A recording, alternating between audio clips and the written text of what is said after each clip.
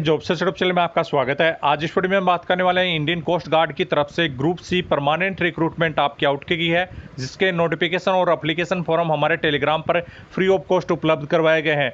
यदि आपने अभी तक नहीं देखे हैं तो हमारा टेलीग्राम लिंक की वीडियो के नीचे डिस्क्रिप्शन बॉक्स में दी गई है, वहाँ से ज्वाइन करके यहाँ पर आप देख पाएंगे कि हमने 30 सितंबर को ही पूरा नोटिफिकेशन सेंड कर दिए गए थे। तो यहाँ पे आप देख सकते हैं ये गांधीनगर का नोटिफिकेशन है।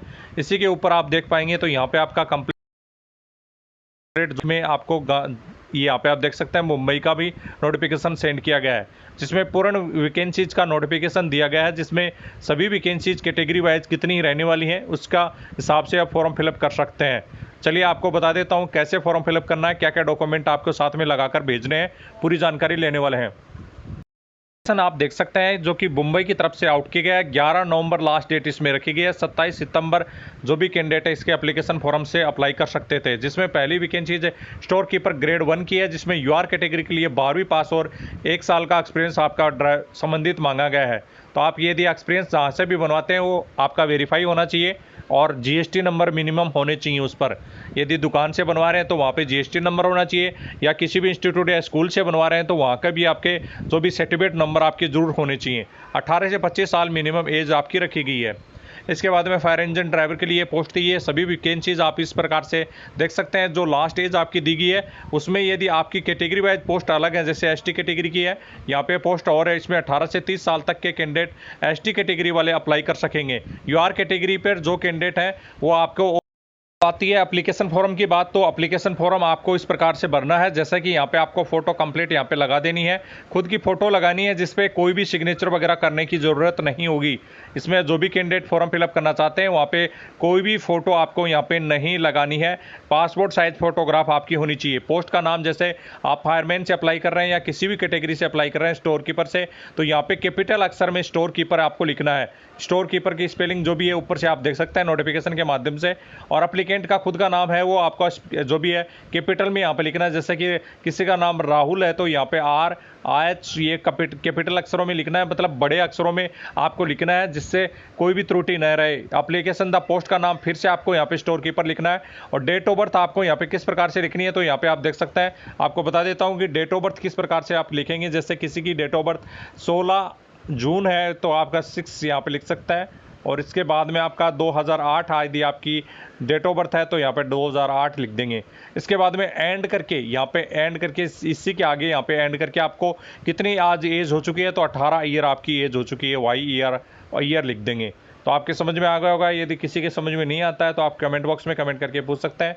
फादर्स का नेम कैपिटल अक्षर में लिखेंगे। परमानेंट एड्रेस यहाँ पे थोड़ी जगह कम है तो यहाँ पे कोशिश करें कि कुछ छोटा लिखने की, और यहाँ पे कंप्लीट है उसको एड्रेस यहाँ पे लिख देने हैं। दोनों जगह तक यहाँ तक एड्रेस आप लिख सकते हैं, फोटो को ऊपर करके लगाएं जिसमें एड्रेस यहाँ तक आ जाए। कॉर्पोरेट एड्रेस है ये भी आपको कंप्लीट यहाँ पे पूरा कंप्लीट 2 लाइन में लिखने की कोशिश करें। इसके बाद में एजुकेशन ये आपका 10th है या 12th है, यहाँ पे 10th या 12th आपको लिखना है। 10th प्लस 12th आप दोनों लिख सकते हैं। और या नीचे आपको किस प्रकार से करना है तो यहाँ पे लिख सकते हैं आपका पास कौन एजुकेशन कौन सा पास है, 10th आपका है। उसके बाद में कौन से ईयर में किया, 2000 जैसे कि आपने किया 2018 में किया है, तो उसके बाद में मार्क्स कितने हैं, मार्क्स के आधार पर आपके एडमिट कार्ड आने वाले हैं, तो यहाँ पे मार्क्स जरूर लिखें। डिवीजन या मार्क्स जो भी है वो आपको जरूर लिखना है। जैसे 75% है तो 75% आपके मार्क्स लिख देने। बोर्ड कौन सा है, सीबीएसई है या आपका आरबीएसई है या कोई भी जो भी एमपीपीएससी है, किस जो भी बोर्ड है वो आपको यहाँ पे लिख देना। एक्सपीरियंस कोई है तो आपको यस करना ही होगा, क्योंकि बहुत सारी एक्सपीरियंस भी मांगा गया है। यस आप लिख देना है, बस ओनली यस लिख देना है। और यहाँ पे आपको लिख देना है जो कि कॉपी अटैच लिख दे सकते हैं, कॉपी YATT, बस इतना ही आपको लिखना है। जेंडर मेल एंड फीमेल लिख देना है, जो भी है आपका नेशनलिटी लिख देना है।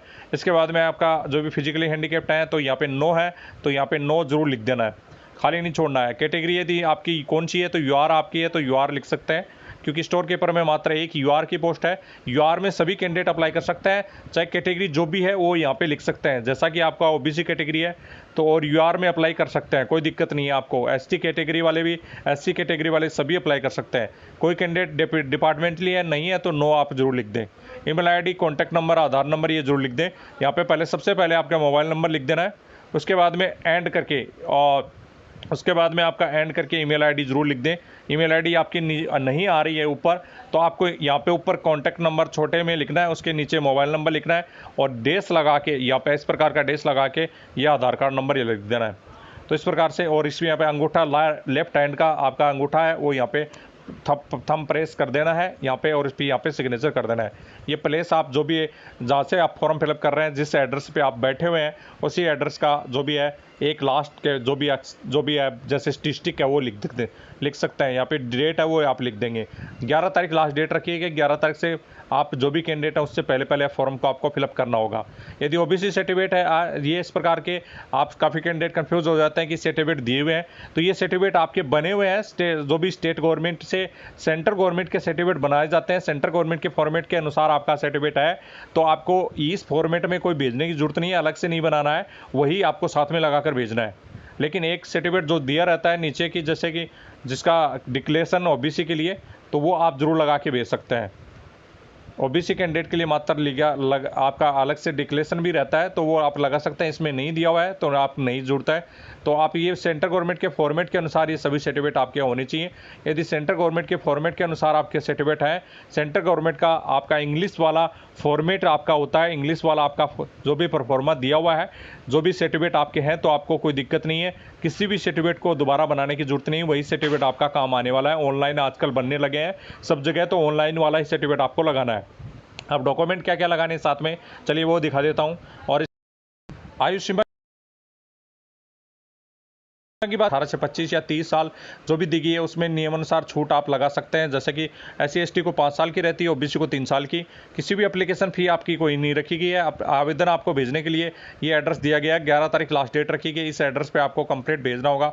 ये एड्रेस नोट कर सकते हैं यहाँ पर जो भी स्क्रीनशॉट लेके, और केवल साधारण डाक से ही आपको भेजना है। अपने लिफाफे पे आपको डाक टिकट लगानी है और उसको पोस्ट बॉक्स में, पोस्ट ऑफिस के पास बॉक्स लगा रहता है उसमें डाल देनी है, या काफ़ी जगह ऐसा रहता है पोस्ट ऑफिस में उनको बाई हैंड दे देते हैं कि सर हमारा ये साधारण डाक या ऑर्डिनरी पोस्ट से आपको भेजना है, नॉर्मल डाक से भेजना है। सभी डॉक्यूमेंट सेल्फ अटेस्टेड करके लगाने हैं। जो भी 10th 12th या किसी प्रकार का डिप्लोमा वगैरह मांगा गया वो सभी लगाने हैं। जन्म तिथि के लिए आपको 10वीं का प्रमाण पत्र जरूर साथ में लगाना है। जाति प्रमाण पत्र यदि कोई है, EWS सर्टिफिकेट है, तो वो आपको साथ में लगाना है। एक लिफाफा साथ में भरना है जो कि आपको 50 रुपये का डाक टिकट लगा होना चाहिए, वो डॉक्यूमेंट के साथ जरूर भेजना है। कैसा भेजना है वो आपको दिखा देंगे।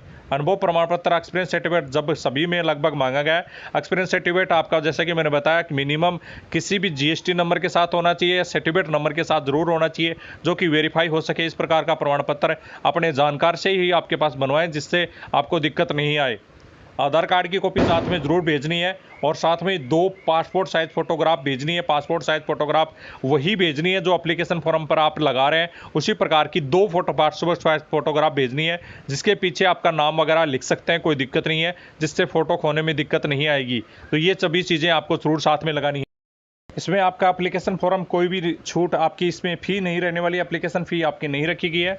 सभी के लिए आपका जो भी है फ्री ऑफ कॉस्ट रहने वाला है। 10 तारीख इसमें आपकी जो लास्ट डेट रखी गई है, जो कि आपका इंडियन कोस्ट गार्ड गांधीनगर के लिए यदि फॉर्म फिलअप कर रहे हैं, तो यहाँ पे एड्रेस आपका दिया हुआ है, इस एड्रेस पे आपको कंप्लीट भेज देना है। ओनली साधारण डाक भेजना है, जैसे लिफाफे पे आपको एड्रेस डालना है, एड्रेस पे कंप्लीट जो भी है आपका डाक टिकट चिपकानी है, और उसमें किसी प्रकार का स्पीड पोस्ट वगैरह नहीं करना है, पोस्ट ऑफ बॉक्स में डाल देना है। इसमें एप्लीकेशन फॉर्म में सभी डॉक्यूमेंट आपके सेल्फ अटेस्टेड करके, जैसे कि 10th 12th और एक्सपीरियंस सर्टिफिकेट मांगा गया वो जरूर साथ में लगा दें। किसी प्रकार का जाति प्रमाण पत्र है तो वो जरूर लगा दें। यदि आपका जन्म तिथि प्रमाण पत्र नहीं है तो आपके 10वीं की मार्कशीट मान्य होगी। उसके बाद में एक सेव पता लगा लिफाफा लिखना है, जिसमें जैसे कि मैंने बताया 50 रुपये की डाक टिकट लगानी है, एक्सपीरियंस सर्टिफिकेट लगाना है। आधार कार्ड की कॉपी जरूर साथ में लगा दें, आधार कार्ड की लगा दें। 2 फोटो एक्स्ट्रा में आपको भेजनी है, फोटो आपको जरूर भेजनी है, 2 एक्स्ट्रा फोटो, वही फोटो भेजनी है जो आप एप्लीकेशन फॉर्म पे लगा रहे हो, उसी प्रकार की सेम 2 फोटोग्राफ आपको भेजनी है। एप्लीकेशन द पोस्ट का नाम आपको जरूर लिखना है वहाँ पे एड्रेस पे, और इसके साथ ही जो भी कैंडिडेट के लिए सर्टिफिकेट मांगे गए उस एक्सपीरियंस सर्टिफिकेट जरूर साथ में भेजें। एक छोटा लिफाफा इस प्रकार से आपको भेजना होगा जिसपे 50 रुपए की डाक टिकट लगी होनी चाहिए, जिसपे खुद का टू लिख के आपका खुद का एड्रेस, खुद आपका नाम लिखना है, पिताजी का नाम लिखना है, अब फादर्स नेम के बाद में आपका खुद का कंप्लीट एड्रेस, मोबाइल नंबर जरूर लिखें। यदि आपके पास पोस्टमैन के द्वारा एडमिट कार्ड जारी किया जाएगा, जो भी स्पीड पोस्ट या रजिस्टर्ड पोस्ट के माध्यम से भेजा जाएगा वापिस आपके पास, तो वो कैंडिडेट उस टाइम में आपको मोबाइल नंबर बहुत ही ज़रूरी है। तो आप जो भी कैंडिडेट हैं, यहाँ पे 50 रुपये की डाक टिकट आपको पोस्ट ऑफिस से मिलेंगी। 50 रुपये की एक लिफाफे पे डाक टिकट लगानी है और पीछे लगा सकते हैं। ऐसा नहीं है कि सामने यदि आपका एड्रेस आ रहा है तो पीछे यहाँ पे लिफाफे पे लगा सकते हैं। 50 रुपये की डाक टिकट लगा के एक लिफाफा साथ में आपको सेंड करना होगा। बड़े वाले लिफाफे पे इस प्रकार से एप्लीकेशन द पोस्ट का नाम, स्टोर कीपर आपको लिखना है, स्टोर कीपर से अप्लाई कर रहे हैं, फायरमैन लिखना है, फायरमैन से कैटेगरी जरूर लिख देनी है, कैटेगरी जो भी होगी 2 लिख देना है। 2 के बाद में आपका एड्रेस, जो भी जिस एड्रेस पे महाराष्ट्र के लिए अप्लाई कर रहे हैं तो महाराष्ट्र का जो एड्रेस आपको बताया गया है अभी वो आपको लिख देना है। यदि गांधीनगर के लिए अप्लाई कर रहे हैं तो गांधीनगर का एड्रेस आपको लिखना है। इसके बाद में फ्रॉम यहाँ पे लिख देना है, खुद का एड्रेस, जो भी शॉर्ट में कोशिश करेंगे शॉर्ट में लिखना है, यहाँ पे खुद का नाम और मोबाइल नंबर लिख देना है। पीछे की तरफ आपको डाक टिकट मिनिमम 25 रुपए की डाक टिकट तो लगी होनी चाहिए। 25 रुपए से आप कम की डाक टिकट नहीं होनी चाहिए।